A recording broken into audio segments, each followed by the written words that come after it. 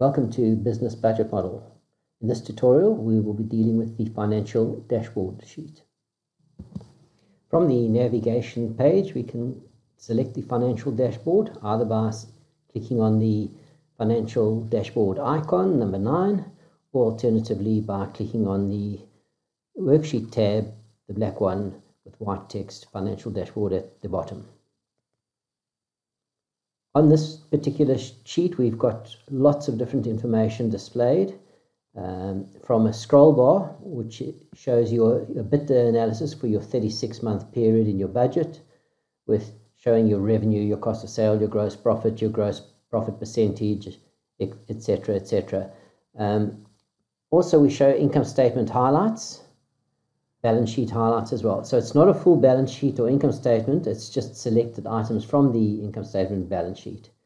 How the scroll bar actually works is that you can select on the scroll bar and you can scroll down and up, and you can see the month numbers are there and the actual month names are there, and it's showing you your month-on-month growth in EBITDA from this month to the previous month, and then equally this month compared to the same month in your previous year. So you can scroll up and down with the scroll bar to go and have a look at all the different months. So it's just a simple scroll bar that show you everything in a simple format there. As we go down, we start showing various graphs. The first one being the graph of your revenue. By your revenue categories as you've highlighted them, it's a stacked bar graph for your 36 months.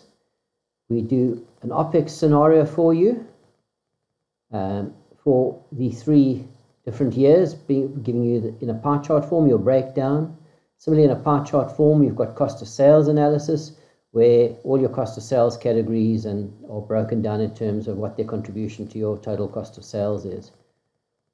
Then, for me, the most important graph in the financial dashboard is the cash flow, which is your monthly bank balances, which for the 36 months highlights what your lowest and your highest bank balance would be, and the trajectory. And why this is so important is that for your business, you can actually then determine if you may need money, where you might have to get a shareholder's loan, or alternatively, if you're choosing to do an equity investment, you can go and set that up. So for example, here we see in October 20 we're going to be 704,000 euros negative in our bank facility. Now, assuming that we had no overdraft or lending facilities with the bank, we would have to rectify that somewhere early in the period. And the way to do that would be then go to your assumptions sheet, and we'd go down to the equity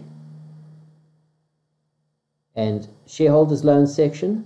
So let's assume we were going to get a shareholders loan. We would say, well, we would need a shareholders loan of say 800,000, and let's say we would need it in August 2020. We'd put in the 800,123,000.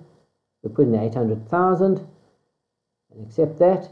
If we go back to our financial dashboard, you can see that it's actually changed now, and our lowest bank balance will now be 95,000 euros because of the 800,000 injection, which we would receive in October 2020.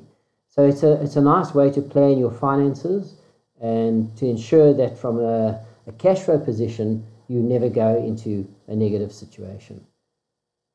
Back to the navigation page, and that in summary is an overview of the financial dashboard. Thank you.